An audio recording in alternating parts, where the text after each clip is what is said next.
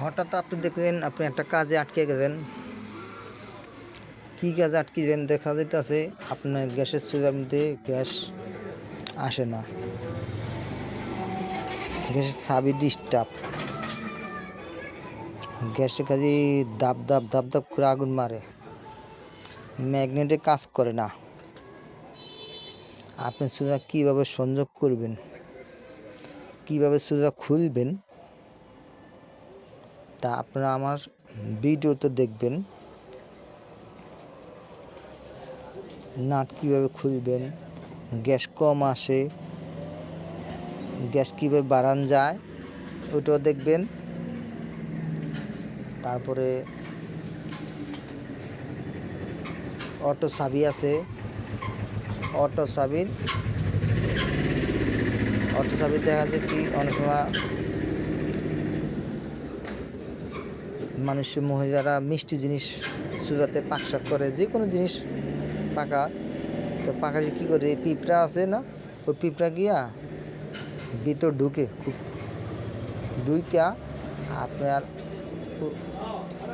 মিষ্টি আছে যেন ভিতরে, তো ভিতরে ঢুকার পরে আর পিঁপড়া বাড়াইতে পারে না।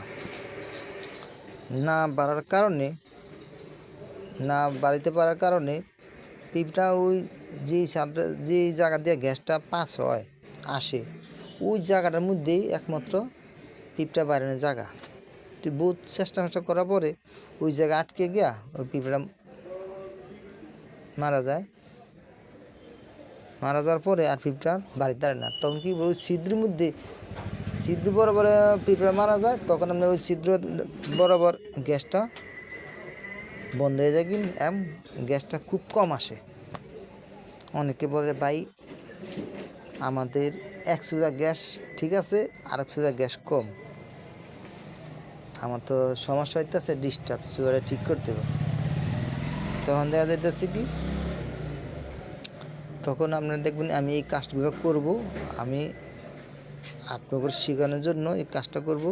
ঠিক আমি যেভাবে কাজ করি ঠিক আপনারাও ওইভাবে কাজ করবেন। আপনার কারো কাছে যাওয়া লাগবে না, আপনার কাজ আপনি নিজে করতে পারবেন, এতে কোনো সমস্যা নেই। আচ্ছা, আল্লাহ হাফেজ, আসসালামু আলাইকুম।